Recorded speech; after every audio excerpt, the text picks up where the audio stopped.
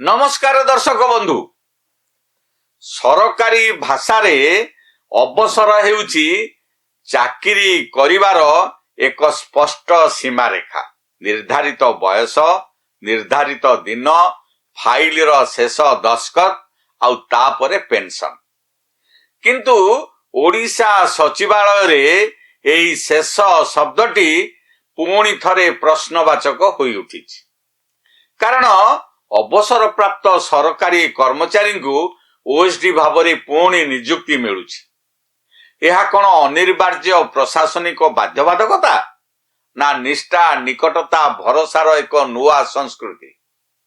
एबे आम राज्य रे सरकारी चाकरिया विशेष करी आईएएस ओएएस एवं जंत्री माने चाकरी रु अवसर नेबा परे पुणी ओएसडी भावरे नियुक्ति पाइबार परंपरा बीजेडी शासन काल आरंभ होई आसीछि।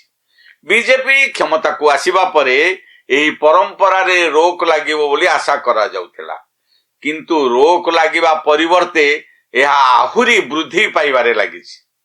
तेणु एही परिप्रेक्षी रे थाईलैंड भली छोटिया देश किपरि अवसर परे कर्मचारी मानकु पुनः नियुक्ति रे केउ नियम पालन करूछि ताहा राज्य सरकारक प्रतिनिधि और सरकारी कल अनुध्यान करबा उचित। आजिर पॉलिटिकल भागवत रे आलोचना करबा थाईलैंड रु शिखिबो कि ओडिशा। आपण माने देखुथांतु पूर्व पक्ष मोर आपण मानको अनुरोध आम चैनल को लाइक करंतु सब्सक्राइब करंतु शेयर करंतु आ मध्य हमको समर्थन करंतु।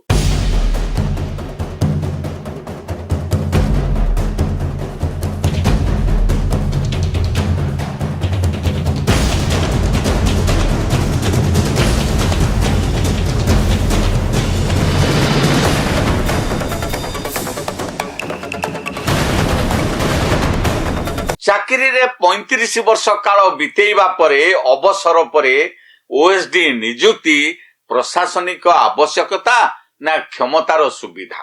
लोकतांत्रिक प्रशासन रे अवसर एक स्पष्ट निर्धारित और सम्मत धारणा।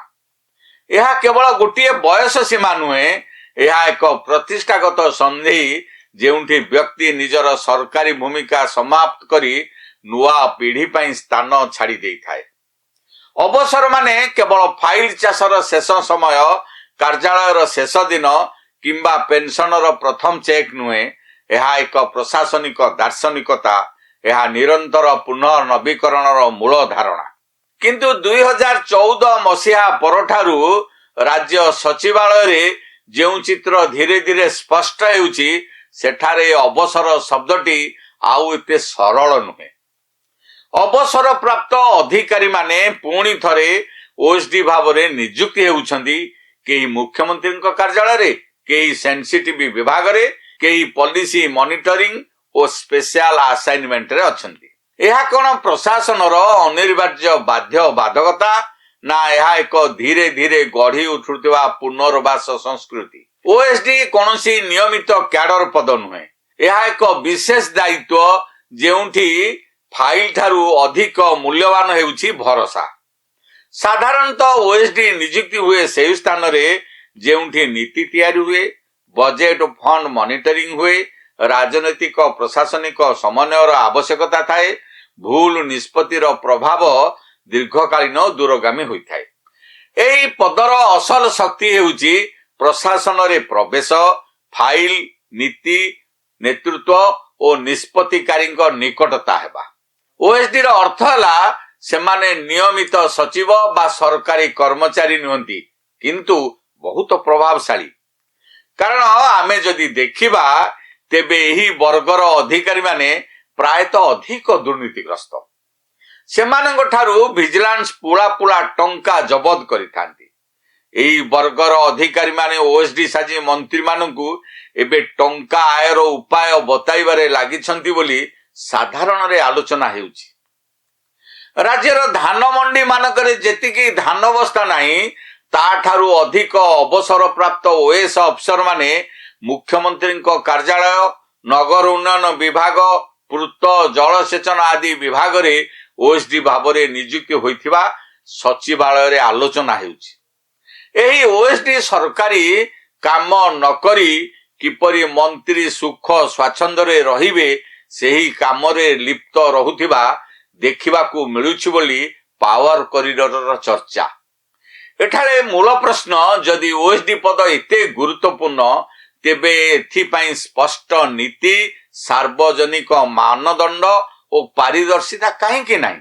ଯେକୌଣସି ଦଳ ସରକାରକୁ ଆସିବା ପରେ ସରକାରୀ ଭାବେ ଓଏସଡି ନିଯୁକ୍ତି ସମ୍ପର୍କିତ କୌଣସି ସଂଯୁକ୍ତ ତାଲିକା ପ୍ରକାଶ କରେ ନାହିଁ। କିନ୍ତୁ ଆରଟିଆଇ ଉତ୍ତର, ବିଭାଗୀୟ ନୋଟିଫିକେସନ, ସଚିବାଳୟ ଅର୍ଡର ସିରିଜ ଓ ବଜେଟ ହେଡର ତଥ୍ୟକୁ ଏକତ୍ର କଲେ ଏକ ଆନୁମାନିକ ଚିତ୍ର ସାମ୍ନାକୁ ଆସୁଛି। 2024 ଜାନୁଆରୀ ଠାରୁ 2025 ଡିସେମ୍ବର ପର୍ଯ୍ୟନ୍ତ ପ୍ରାୟ 100 ଜଣରୁ ଅଧିକ ଅବସରପ୍ରାପ୍ତ ଅଧିକାରୀ ଓଏସଡି କିମ୍ବା ସମାନ ଭୂମିକାରେ ନିଯୁକ୍ତ ହୋଇଛନ୍ତି। ମୁଖ୍ୟମନ୍ତ୍ରୀଙ୍କ କାର୍ଯ୍ୟାଳୟ, ସାଧାରଣ ପ୍ରଶାସନ, ଗୃହ, ଅର୍ଥ, ପଞ୍ଚାୟତରାଜ ଓ ନଗର ଉନ୍ନୟନ ବିଭାଗ ପରି ସେନ୍ସିଟିଭ ବିଭାଗରେ ଏମାନେ ଅଛନ୍ତି। ଏହି ସଂଖ୍ୟା ନିଜେ ନିଜେ ଅପରାଧ ନୁହେଁ, କିନ୍ତୁ ପ୍ରଶ୍ନ ହେଉଛି ଏ ପ୍ରବୃତ୍ତି କାହିଁକି ଏତେ ବ୍ୟାପକ ଓ ନିୟମିତ? ଓଏସଡି ନିଯୁକ୍ତିରେ ସରକାରୀ ଯୁକ୍ତି ହେଉଛି ଅନୁଭବୀ କର୍ମଚାରୀ ଦରକାର। ସରକାରୀ ଫାଇଲର ଭାଷା ସବୁବେଳେ ଗୋଟିଏ, ତାହା ହେଲା ଜନ ସ୍ୱାର୍ଥରେ ଏମାନଙ୍କ ନିଯୁକ୍ତି। ପ୍ରଭାବଶାଳୀ ତଦାରଖ ପାଇଁ ଅଭିଜ୍ଞ ହାତର ଆବଶ୍ୟକତା ରହିଛି ବୋଲି ନେତାମାନେ ଯୁକ୍ତି କରିଥାନ୍ତି। ଯୁକ୍ତି ହେଉଛି ନୂଆ ଅଧିକାରୀମାନେ ଏପର୍ଯ୍ୟନ୍ତ ପ୍ରକ୍ରିୟା ଶିଖୁଛନ୍ତି। ବଡ଼ ପ୍ରକଳ୍ପ ଓ ସେନ୍ସିଟିଭ ନୀତି ପାଇଁ ପୁରୁଣା ହାତ ଦରକାର।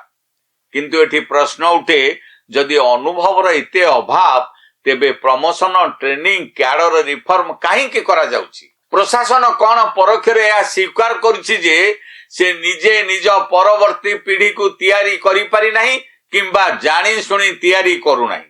ଅଧିକାଂଶ ଓଏସଡି ନିଯୁକ୍ତିରେ ଦେଖାଯାଉଛି ପେନସନ ଚାଲୁ ରହିଛି, ତା ସହିତ ନିର୍ଦ୍ଧାରିତ ଦରମା ବି ସେମାନଙ୍କୁ ମିଳୁଛି। ସରକାରୀ ଗାଡି ମିଳୁଛି, ଡ୍ରାଇଭର ମିଳୁଛି, ପିଏ ମିଳୁଛି, ଅଫିସ ଓ ଲଜିଷ୍ଟିକ ସୁବିଧା ମଧ୍ୟ ମିଳୁଛି। ଏହା ଯୁବ ଓ ମଧ୍ୟମ ସ୍ତରର ଅଧିକାରୀମାନଙ୍କ ମଧ୍ୟରେ ଗଭୀର ଅସନ୍ତୋଷ ସୃଷ୍ଟି କରୁଛି। ସେମାନଙ୍କ ପ୍ରଶ୍ନ ଏକଦମ ସରଳ, ଆମ ପାଇଁ ସୁଯୋଗ କେଉଁଠି? ଯେତେବେଳେ ବ୍ୟବସ୍ଥା ପୁରୁଣା ମୁହଁକୁ ବାରମ୍ବାର ଜାବୁଡି ଧରି ରହେ, ସେତେବେଳେ ନୂଆ ମୁହଁ ପାଇଁ ରାସ୍ତା ସଂକୁଚିତ ହୋଇଯାଏ। ଥାଇଲାଣ୍ଡ ପରି ଦେଶରେ ଅବସର ପରେ ପୁନଃ ନିଯୁକ୍ତି ହେଲେ ପେନସନ ମିଳେ ନାହିଁ କିମ୍ବା ପେ ପେନସନ ଆଡଜଷ୍ଟମେଣ୍ଟ ହୁଏ। କେତେ ଦିନ କାମ କରିବେ ତାହା ସ୍ପଷ୍ଟ ହୁଏ, କ'ଣ କାମ କରିବେ ସ୍ଥିର ହୁଏ।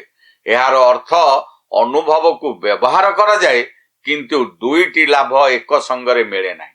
ଏହି ନିୟମ କେବଳ ଥାଇଲାଣ୍ଡ ନୁହେଁ, ୟୁନାଇଟେଡ୍ କିଙ୍ଗଡମ, ଆମେରିକା, ଅଷ୍ଟ୍ରେଲିଆ ଓ ପଶ୍ଚିମ ଦେଶଗୁଡ଼ିକରେ କାର୍ଯ୍ୟକାରୀ କରାଯାଉଛି। ଓଡ଼ିଶାରେ ନିୟମ ଥିଲେ ବି ସ୍ୱତନ୍ତ୍ର ମାମଲା ନାମରେ ବ୍ୟାପକ ଛାଡ଼ ଦିଆଯାଉଛି। ଯେତେବେଳେ ଆମ ରାଜ୍ୟରେ କିଛି ତଥାକଥିତ ନୂଆ କାମ ବୋଲି ସରକାର ଓ ସରକାରୀ କଳ ଚିନ୍ତା କରେ, ତାହାର ସୁଫଳ କାର୍ଯ୍ୟକାରିତା ପାଇଁ ବିଦେଶକୁ ଯାଇ ଅନୁଧ୍ୟାନ କରନ୍ତି। ଏଭଳି ଅନେକ ଉଦାହରଣ ରହିଛି। 1980 ଦଶକରୁ ଜାନକୀ ବଲ୍ଲଭ ପଟ୍ଟନାୟକଙ୍କ ସରକାର ଅମଳରୁ ଯେ କୌଣସି ନୂଆ ଯୋଜନା କାର୍ଯ୍ୟକାରୀ କରିବା ପୂର୍ବରୁ ନେତା ଓ ପ୍ରଶାସକମାନେ ବିଦେଶ ଗସ୍ତ କରି ତାହା କିପରି କାର୍ଯ୍ୟକାରୀ କରାଯାଉଛି ଅନୁଧ୍ୟାନ କରନ୍ତି। ଏବେ ବି ସେହି ପରମ୍ପରା ଚାଲୁ ରହିଛି। ତେଣୁ ମୋହନ ସରକାର ଅବସର ନେଇ ସାରିଥିବା ସରକାରୀ କର୍ମଚାରୀମାନଙ୍କୁ ଓଏସଡି ପଦରେ ନିଯୁକ୍ତି ଦେବା ପୂର୍ବରୁ ଥାଇଲାଣ୍ଡ ଭଳି ଛୋଟିଆ ଦେଶକୁ ଯାଇ ଅନ୍ତତଃ ପକ୍ଷେ ଅନୁଧ୍ୟାନ କରିବା ଉଚିତ। ଓଏସଡି ନିଯୁକ୍ତି କେବଳ ପ୍ରଶାସନିକ ନୁହେଁ, ଏହା ରାଜନୈତିକ। ଏହା ଏକ ଭରସାର ଘେରା ତିଆରି କରେ, ଯେଉଁଠି ନୀତି ନୁହେଁ ସମ୍ପର୍କ ଅଧିକ ଗୁରୁତ୍ୱ ବହନ କରିଥାଏ। ଧୀରେ ଧୀରେ ପ୍ରଶାସନ ସଂସ୍ଥାଗତ ନ ରହି ବ୍ୟକ୍ତି କେନ୍ଦ୍ରିକ ହୋଇଯାଏ। ଓଏସଡି ନିଯୁକ୍ତି ସମ୍ପୂର୍ଣ୍ଣ ଭୁଲ ନୁହେଁ, ଅନୁଭବ ଦରକାର। କିନ୍ତୁ ଅନୁଭବ ନାମରେ ଯଦି ପୁରୁଣା ଘେରାକୁ ରକ୍ଷା କରାଯାଏ, ତେବେ ଏହା ପ୍ରଶାସନର ଭବିଷ୍ୟତ ପାଇଁ ଭୟଙ୍କର ଅବସ୍ଥା ସୃଷ୍ଟି କରିବ। ସ୍ପଷ୍ଟ ନୀତି, ସାର୍ବଜନୀନ ତାଲିକା, ନିର୍ଦ୍ଧାରିତ ସମୟ ସୀମାକୁ ଛାଡି ଦିଆଗଲେ ଓଏସଡି ର ଅର୍ଥ ହେବ ଅଫିସର ଅନ ସ୍ପେଶାଲ ଡିସ୍କ୍ରିପସନ। ଓଡ଼ିଶା ପ୍ରଶାସନ ଆଜି ଏହି ଦିଗକୁ ମୁହଁ କରି ଠିଆ ହୋଇଛି। ଭବିଷ୍ୟତକୁ ତିଆରି କରିବ ନା ଗତକାଲିକୁ ଧରି ରଖିବ? ଇତିହାସ ଏହାର ଉତ୍ତର ଲେଖିବ। ଏଇଠି ଶେଷ କରୁଛି ଆଜିର ପଲିଟିକାଲ ଭାଗବତ। କିପରି ଲାଗିଲା ମତାମତ ରଖିବେ। ରହୁଛି, ନମସ୍କାର।